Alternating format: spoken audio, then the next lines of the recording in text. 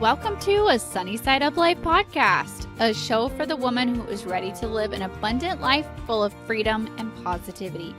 I'm Sammy Womack, and I'm on a mission to help you break free from survival mode, gain financial freedom, stay motivated, and focus on what matters most.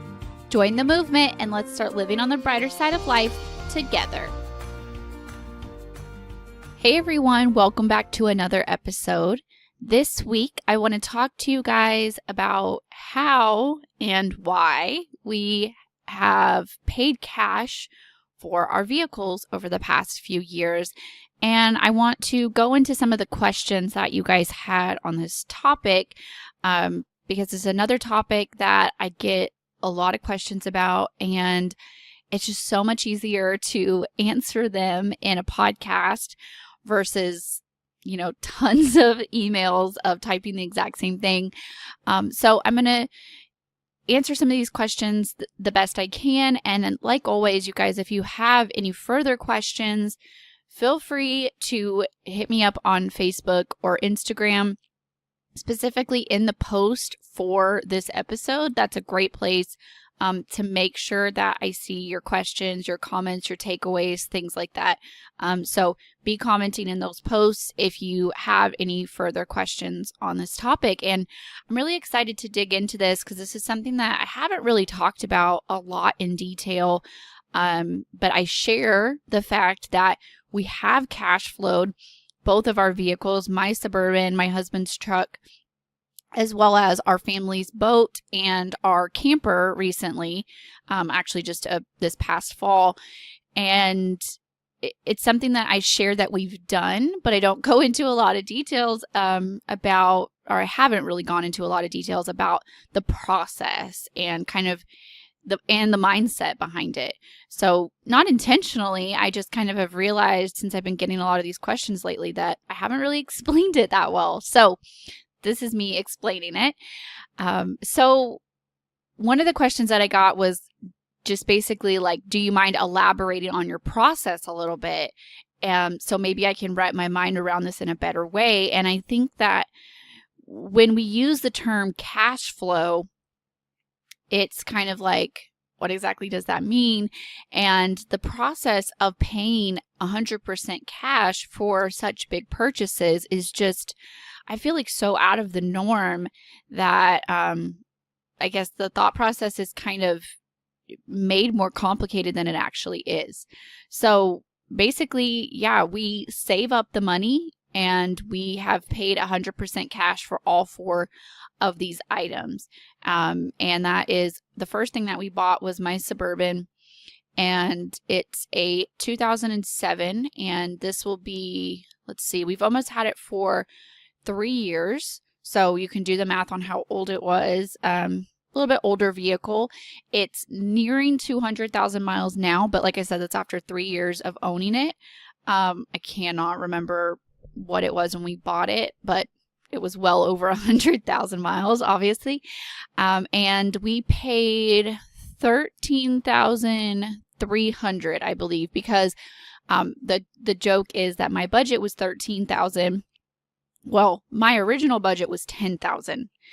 Daniel's budget was $15,000, and we compromised at $13,000. And then he negotiated, which we'll get into that in a minute about how negotiation and all that works. But he negotiated with the sellers and ended up at $13,300 with tax, title, license, everything, like out the door.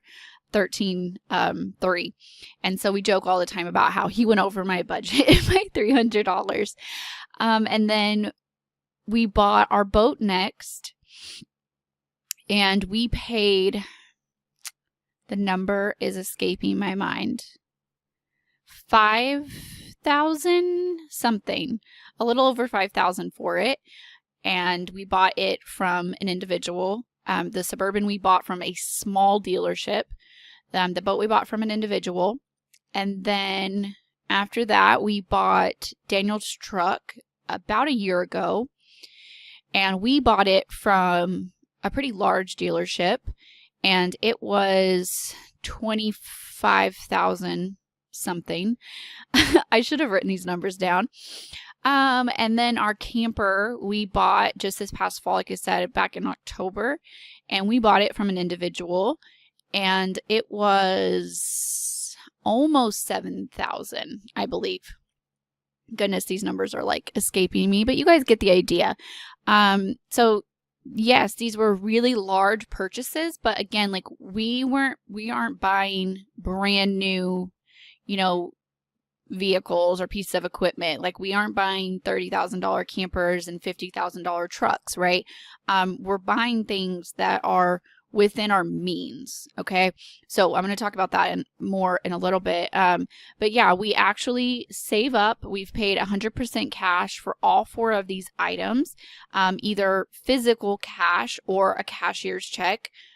With the boat and the Suburban, we did pay physical cash. Like Daniel went to the bank and withdrew stacks of $100 bills. And you know, the boat was fine because it was only like $5,000, nearly $6,000. The Suburban was a little overwhelming with that much cash because it was $13,000, and him and my sister went.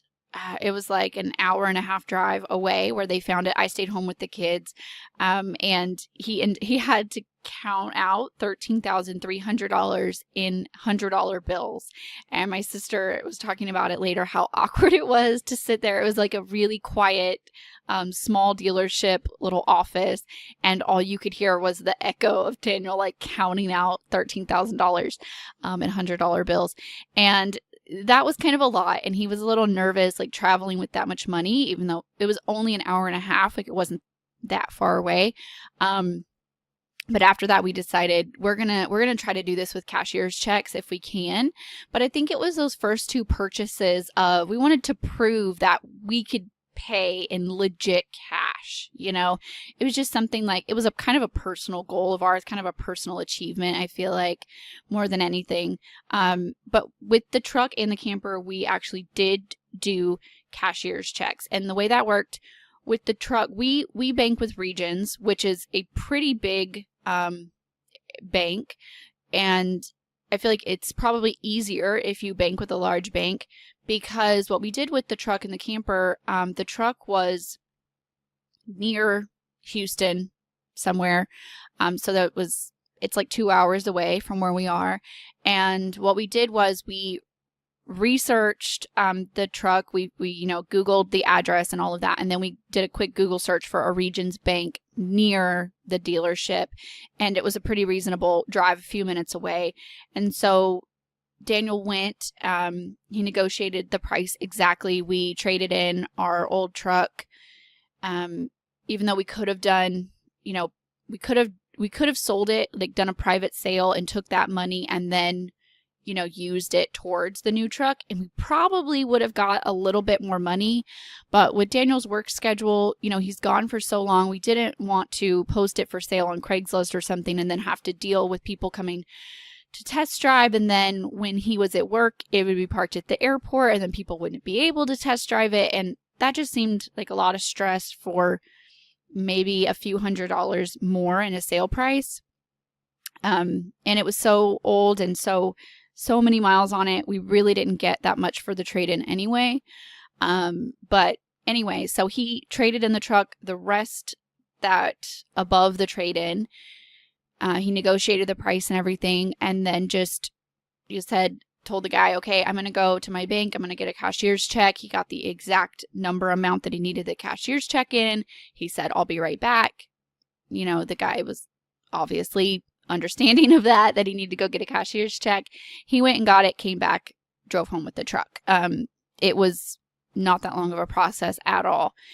And kind of the same thing with the camper, except the camper was from an individual, it was from a couple, and it was parked at a storage unit, which was also near Houston, a couple hours away. And we did kind of the same thing. It was in a different part of Houston though. But we basically did the same thing. We showed up to the storage unit. We looked at it. We walked through it. We, gave it the good walk around and we looked through it and everything, and we decided, yeah, we want it. We kind of talked about it privately, and we kind of were like, all right, we like it. What are we willing to pay? And then Daniel spoke to the man we were buying it from. They agreed on a price. And in this case, Daniel actually got in the truck with the guy that we were buying it from.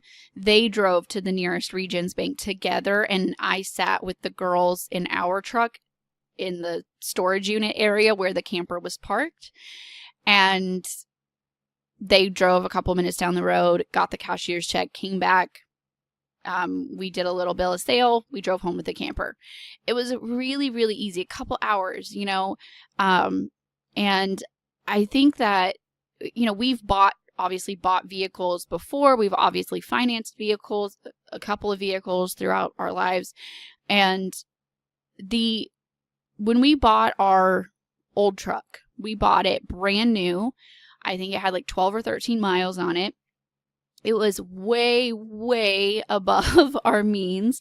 We traded in Daniel's truck before that one.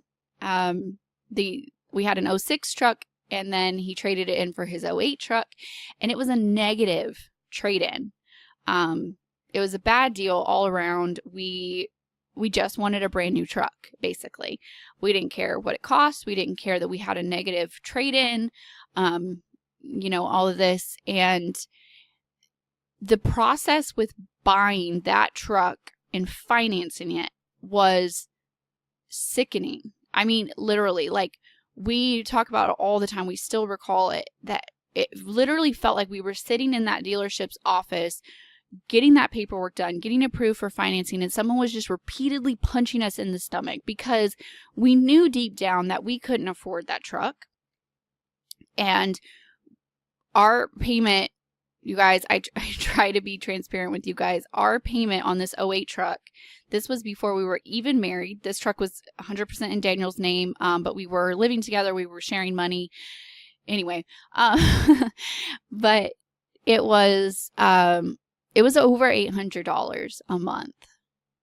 So let that sink in for a little bit. That was an insane amount of money. We financed it for, like 5 years, I feel like. It was a really long time.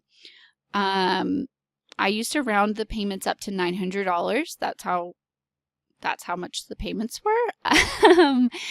And by doing that, we only paid it off like 2 months early. So, yeah. And every month, this truck was a burden. Like, we loved it, and it was beautiful. And obviously, we put all of the miles on it, and it carried us through having all 3 of our kids. You know, it carried us through like our wedding and all the life.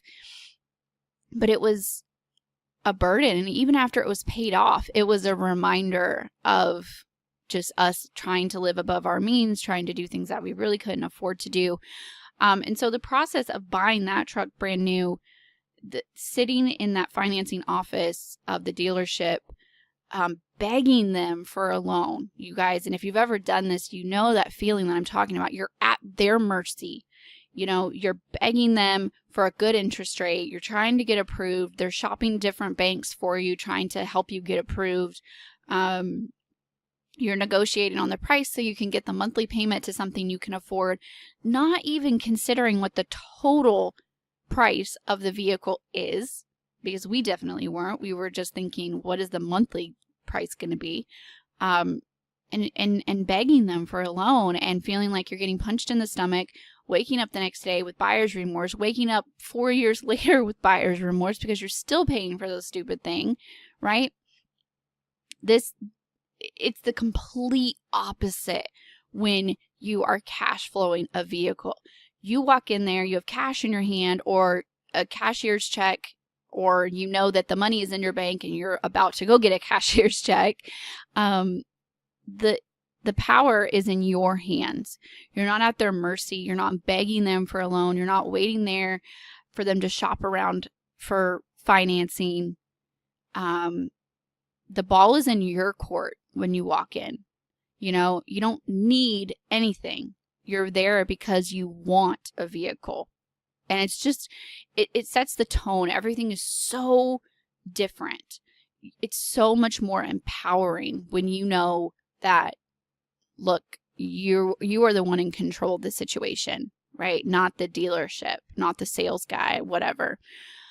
So another question that I get a lot is, did it take you years to save up for each one?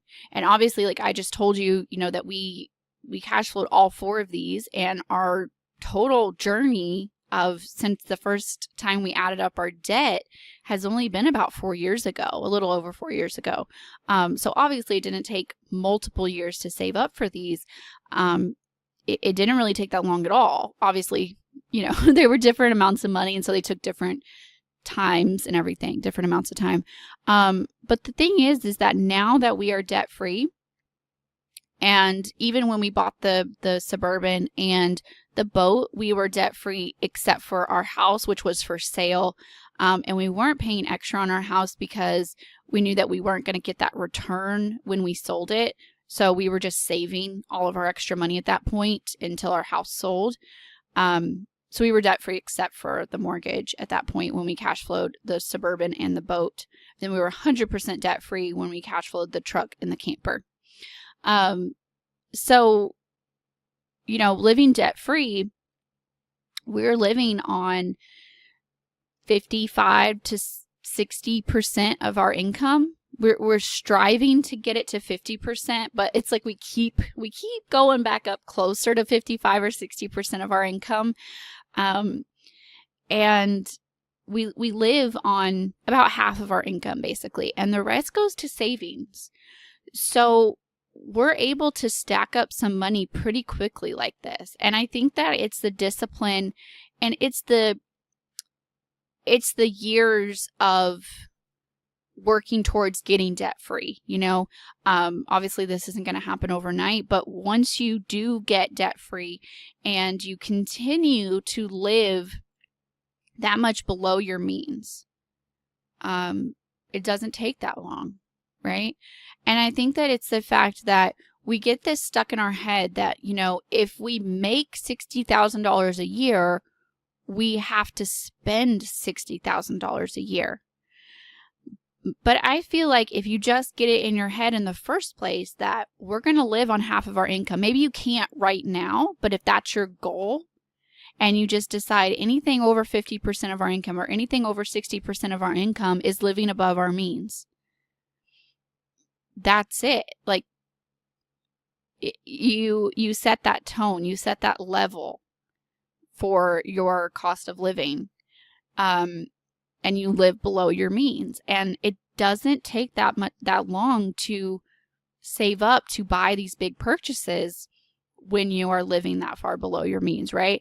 And I kind of feel like if it takes several years to buy a vehicle, then I think that you're spending too much of your income on something that is actually a toy.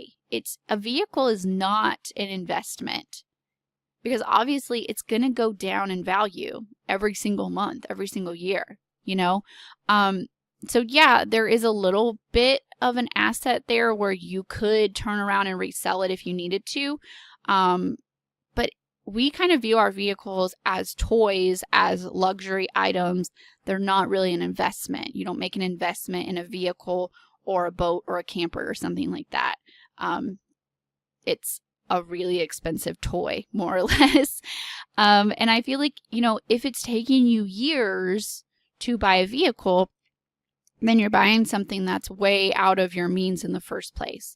So if you make $60,000 a year and you're trying to buy a $60,000 vehicle, you have to think in the sense that you're spending an entire year of your life just for that vehicle. And I feel like that's way above your means. And I'm not really one to preach, specific percentages. Like I've seen charts where there are certain budgeting people who will suggest, this percentage of your income should go to your home. This percentage should go to your groceries. This percentage should go to your vehicle, whatever. I don't really preach specific percentages because I feel like to each his own. And some people live in higher cost of living, areas. Some people have different priorities, et cetera, et cetera. But I feel like if you're spending years to save up to buy a vehicle, that you're spending way above your means. And I think that as a society, we have really exaggerated what we deserve in our luxury items and what we really need in our luxury items. And I feel like, like you see high school kids and college kids getting into $30,000, $40,000 car loans, and that's insane. That's just, that doesn't need to be our norm. And I feel like being brave enough and being bold enough to go against the grain and to say, yeah, so what? I drive an older vehicle, but I paid cash for it, That's probably a topic for a whole nother episode. But another question that I get is, how do you decide how much to spend? So like I said, I don't really preach specific percentages. But when you pay cash versus getting a loan, I feel like, in our experience at least, you tend to spend so much less on the total price of the vehicle because your pain factor is so much higher. So you're more likely to buy a $20,000 car when you're paying cash versus financing a $40,000 car because all you're looking at is the nice small monthly payment, right? When you're paying the total price from the get-go, that pain factor is so much higher. So if you're paying cash, you're much more likely to buy a $20,000 car versus just financing a $40,000 car, if that makes sense, right?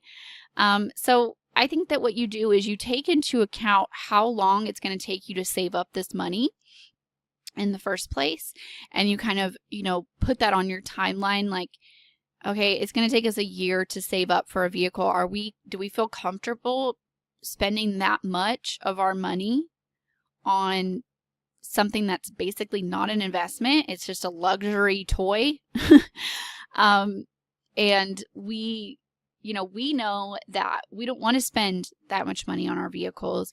We don't want too much of our net worth tied up in something that, we could get into an accident and it could be totaled in a matter of seconds. And we don't want basically our entire net worth tied up in something that disposable. And it just, it really changes your perspective on everything when you think of it like that. And like I said, we don't really go on specific percentages of our net worth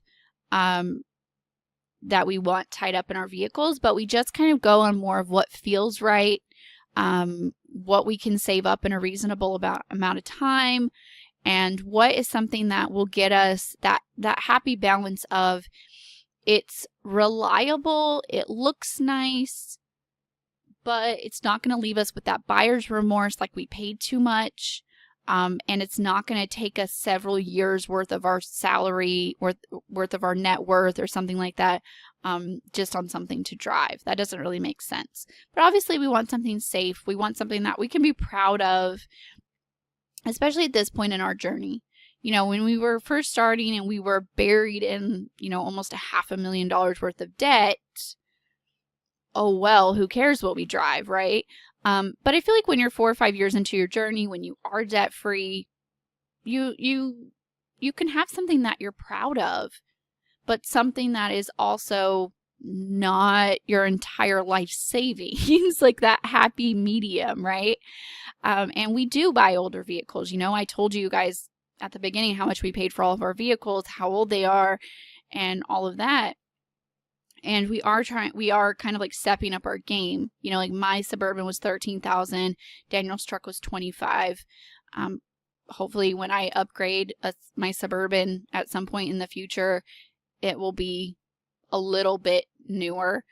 It won't be something with 200,000 miles on it because we're getting farther and farther into our journey. But I think the most important thing to remember is when you're deciding how much to spend is that it is not an investment, and that you don't want too much of your net worth tied up in it. Obviously, you could turn around and sell it, but it's not something that you can, it's not liquid assets. Like, it's not the same as money in your savings account. Okay, so take that in consideration, and take into consideration how long it will take you to save up for it.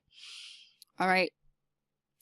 So another question I get a lot is there something beyond saving on the interest? You know, if you get a loan for your car and you're paying that interest, a lot of people think that the only benefit to paying cash for vehicles is that you save that, you know, few hundred or a couple $1,000s on the interest that you would have spent on a loan. So I think it does have to do a little bit with that. But I think that there's so much more to figure in than just the interest. And, you know, yeah, if you are financing a vehicle, you might spend $2,000 or $3,000 on the interest. But I think that, first of all, that is still enough money that I think of it as, if there was $2,000 laying on the sidewalk, would you bend down and pick it up? Yes. So that's worth your effort. I would bend down and pick up a penny. But I think that saving $2,000 or $3,000 isn't something to just say, oh, it's not that much money, first of all. But also, you have to start thinking of things in the terms of spending money on interest or earning money on interest, right? So how much money could that have made you if that $2,000 or $3,000 would have been put into even a savings account, let alone a IRA or your 401k or, you know, your mutual funds or something that would give you even a better return. But even in your regular savings account, our Ally savings account right now is at 2.2% return. That's a pretty good interest rate, right?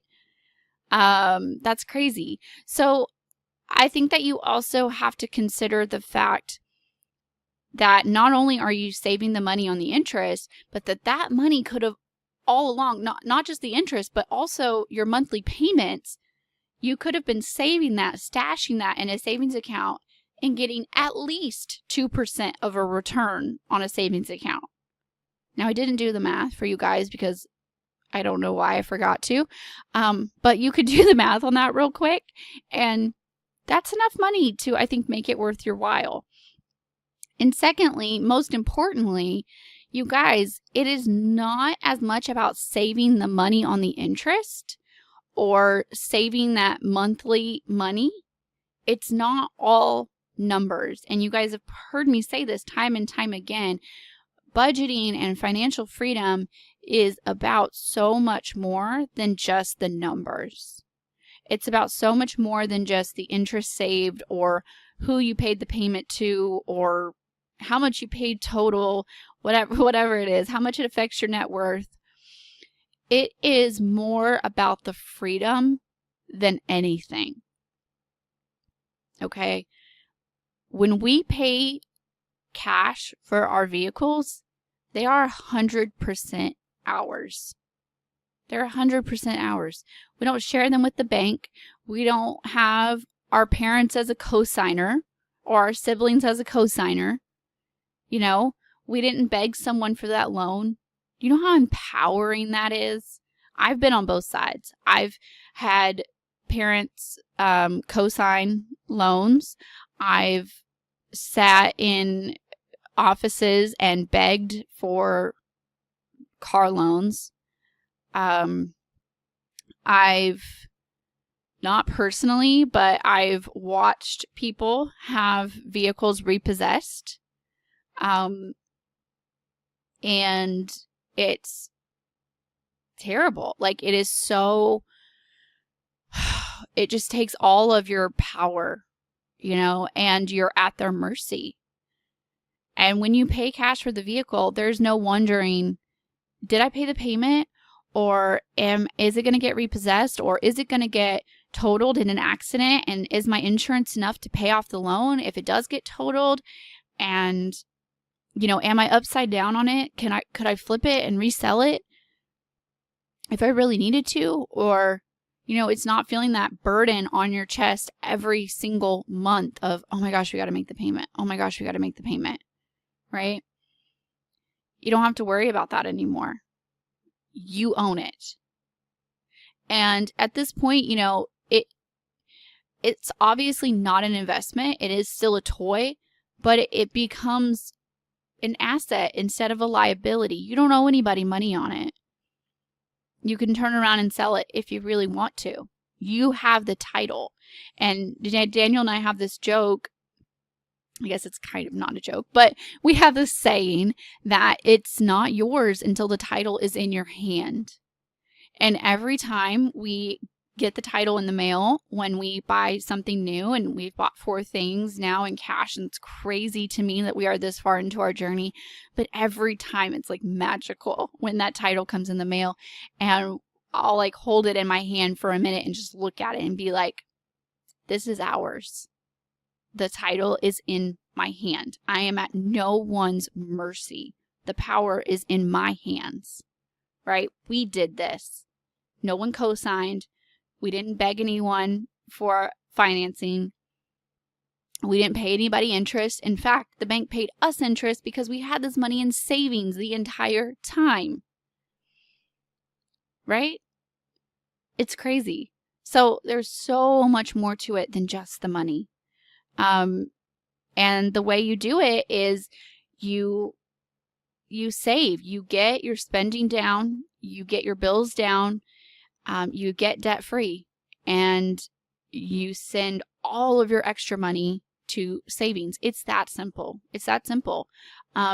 Regular people do this. We do this.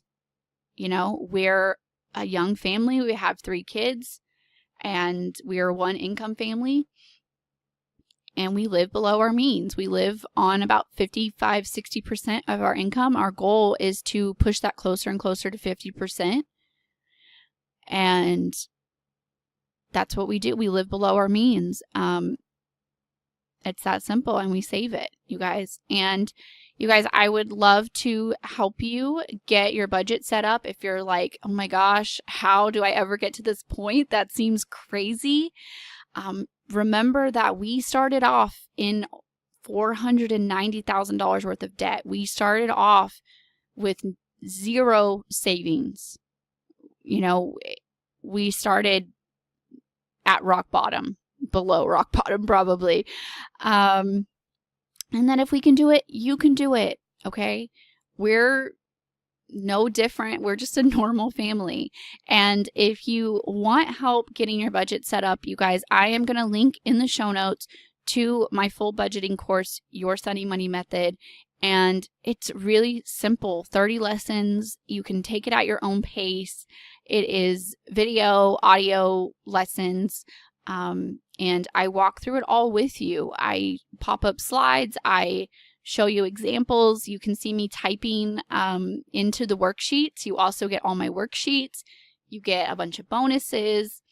And it is really it is exactly what I would tell you if we were sitting at your kitchen table drinking coffee with all of our budget worksheets spread out on the table, and we were just kind of having a good conversation about how to get started, where to get started, and in the order that I would recommend doing everything in. And that's how I designed the course, because obviously it's unrealistic for me to be able to go to every single person's house and sit down and have coffee with you. I would love to do that.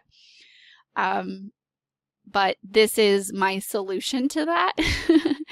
So if you're interested in that and you want to know what we did, how we did it, the order that we did things in, the way we organize our bank accounts, what worksheets I use, all of the things, you'll find that in my course, okay? And I'm going to link below to it. You can check it out. I would love to have you. And help you get started on your journey. Okay. So I hope that this episode was helpful. I hope that I answered all of your guys' questions. I tried my best to answer the questions that I get asked the most. But again, find the post that goes with this episode, or just shoot me a DM or an email and let me know if there's something that I didn't answer, and I'll be glad to answer it the best I can. Remember to share this episode, subscribe if you haven't subscribed yet so you don't ever miss an episode, and leave me a review. Let me know what you guys think of the podcast. That also helps other people find the podcast when you guys share and when you guys leave reviews. And that's about it for me this week, you guys. I will be back next week to share another great episode with you guys, and I'll talk to you guys next week. Bye, guys.